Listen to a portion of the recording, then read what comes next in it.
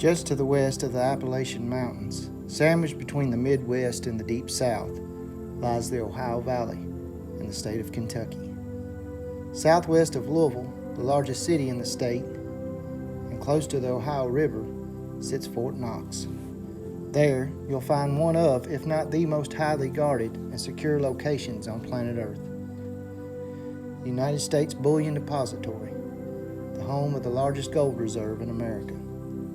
Over 4.5 metric tons of gold, worth almost $291 billion, sits in the gold vault, positioned in the middle of 42 acres of property transferred to the U.S. Treasury from the military.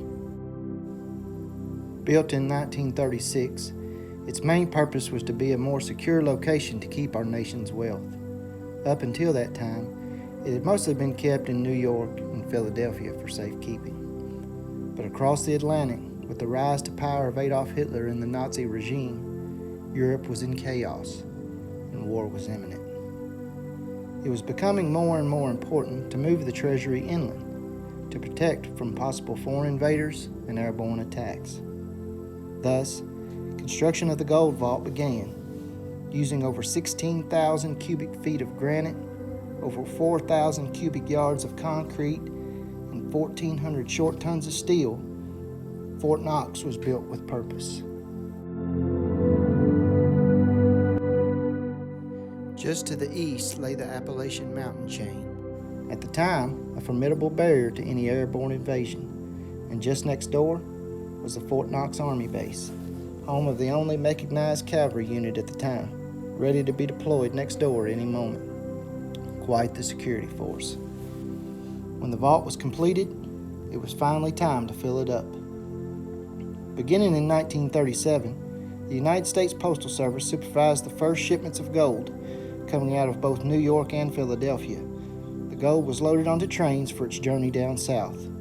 Local police agencies gave escorts along the way, while the train cars themselves were guarded by mint guards, Secret Service agents, and the military. Decoy trains were also used. Upon arrival at the closest station, the gold was loaded onto army trucks. Soldiers armed with armor-piercing bullets and machine guns made sure the cargo made it to its final destination, and none too soon. On September 1st, 1939, war broke out in Europe. Adolf Hitler's quest for absolute power soon plunged the entire continent into chaos. The Empire of Japan had been at war with China since 1937, but by aligning itself with Nazi Germany and Fascist Italy, was about to complete an act that would plunge the U.S. and the rest of the world into all-out war. December 7th, 1941, the day that would live in infamy, Pearl Harbor was attacked by the Empire of Japan. Sinking multiple battleships and aircraft, the U.S. suffered over 3,000 casualties. This was the kind of attack America had feared would happen on the East Coast, but not from the West. During this time of unrest, Fort Knox was called upon to house and protect more than just the gold it's now so famous for. During the war, it held such artifacts as the U.S. Constitution, the Declaration of Independence, Lincoln's Gettysburg Address, a copy of the Magna Carta, a Gutenberg Bible, and the crown of St. Stephen and other Hungarian crown jewels.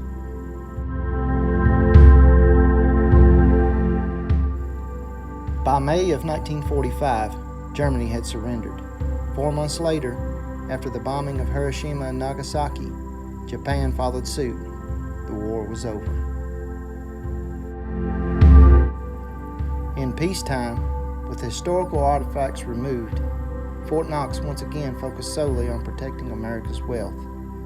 But with no global conflict to keep the population's mind distracted, soon rumors of conspiracies flooded the public eye.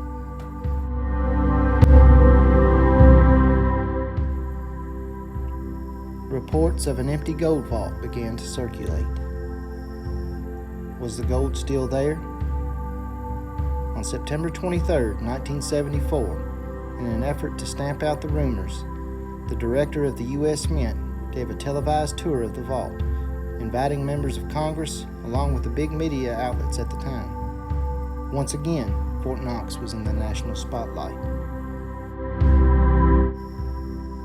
Would the vault be empty? Was the gold standard now a lie? As officials entered, the answer was right in front of their noses.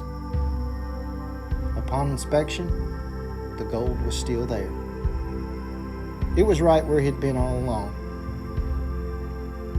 An inventory was eventually taken, and every ounce was accounted for. Throughout the years, Fort Knox has become legendary for its impenetrable security, most of which is top secret. As close as the general public will ever get is driving by on US 31W. Even at that, stopping and taking pictures has often drawn the ire of armed security. It's best to just pass on by. It's said that sensors out by the highway alert the on-duty security detail if a vehicle has stopped out on the highway.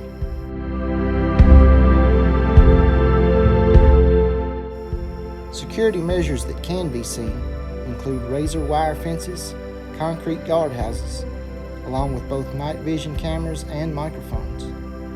It also has its own emergency power source and water supply.